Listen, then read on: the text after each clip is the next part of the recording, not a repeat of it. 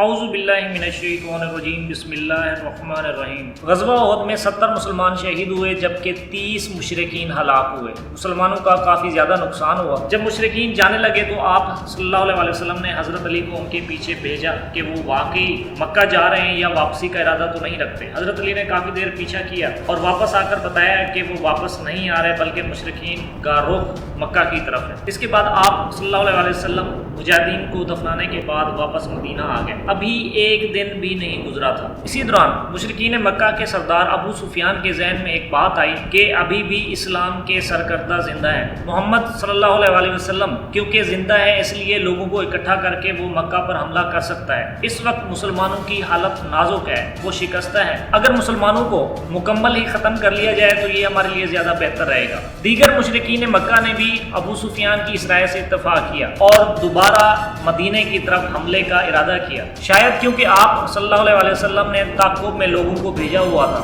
لوگوں نے فوراً واپس آ کر آپ صلی اللہ علیہ وسلم کو آگاہ کیا کہ مشرکین واپس آ رہے ہیں اور جنگ کا ارادہ رکھتے ہیں۔ 8 شوال بروز اتوار کو جیسے ہی آپ صلی اللہ علیہ وسلم تک خبر پہنچی، آپ صلی اللہ علیہ وسلم نے صرف ان مجاہدین کو بلایا جو احد میں شامل تھے اور باقیوں کو شامل ہونے سے منع کر دیا، کیونکہ احد میں شامل ہونے والے مجاہدین کافی زخمی تھے لیکن اس کے باوجود وہ تیار ہو گئے۔ جب جانے کی مکمل تیاری ہو گئی، اس دوران جابر بن عبداللہ آپ صلی اللہ علیہ وسلم کے پاس آئے اور کہا، میں غزوہ احد کے دوران آپ صلی اللہ علیہ وسلم کے ساتھ شامل نہ ہو سکا کیونکہ میرے والد نے مجھے منع کیا کہ تمہاری 7 بہنیں ہیں اور تم کم سن ہو۔ کیونکہ اب میرے والد صاحب غزوہ احد میں شہید ہو چکے ہیں لہٰذا آپ مجھے بھی اجازت دیں کہ میں بھی آپ کے ساتھ شامل ہو کر چلوں۔ آپ صلی اللہ علیہ وسلم نے اس کو اجازت دے دی۔ اس لشکر میں غزوہ احد کے مجاہدین کے علاوہ صرف جابر بن عبداللہ تھے، اس کے علاوہ کوئی اور شخص نیا شامل نہیں کیا گیا۔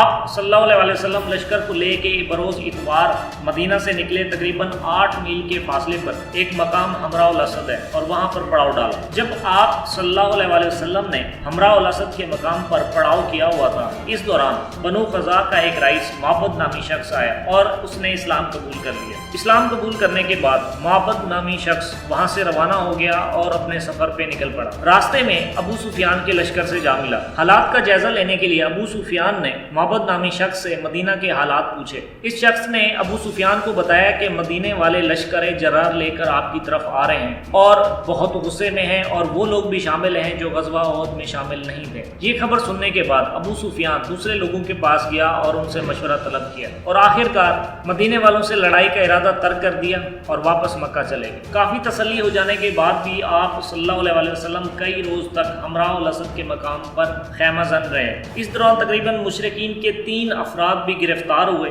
جن کو قتل کر دیا گیا۔ ان 3 افراد میں سے ایک شخص ابو عزا عمرو بن عبداللہ الجماحی تھا جو غزوہ بدر میں بھی قید ہوا تھا لیکن غریب ہونے کی وجہ سے آپ صلی اللہ علیہ وسلم نے اس کو آزاد کر دیا اس شرط پر کہ وہ دوبارہ اہل اسلام والوں کے ساتھ لڑائی نہیں کرے گا۔ احد کی لڑائی میں کیونکہ اس نے مشرکین کا دوبارہ ساتھ دیا تھا اس وجہ سے آپ صلی اللہ علیہ وسلم نے قتل کا حکم دیا اور وہ ہلاک ہو۔ اس کے علاوہ ایک اور شخص جو کہ ایک شاعر تھا، احد کی لڑائی میں آپ صلی اللہ علیہ وسلم کے خلاف اور مسلمانوں کے خلاف شعر و شاعری کے ذریعے مشرکین کو اکسا رہا تھا۔ یہ بھی غزوہ بدر کے قیدیوں میں سے تھا۔ التجا کرنے پر آپ صلی اللہ علیہ وسلم نے اس کو آزاد کر دیا تھا اور اس شرط پر کہ وہ دوبارہ آپ صلی اللہ علیہ وسلم کے بارے میں کوئی الفاظ نہیں کہے۔ احد کی لڑائی میں کیونکہ اس نے مشرکین کا ساتھ دیا اور عہد کو توڑا اس وجہ سے اس کو قتل کر دیا گیا۔ تیسرا شخص اہل قریش کا جاسوس تھا، معاویہ بن المغیرہ، اور یہ عثمان بن عفان کا کزن تھا۔ اس شخص کو بھی گرفتاری کے دوران پناہ دی گئی تھی اور آزاد کر دیا اس شرط پر کہ وہ بھی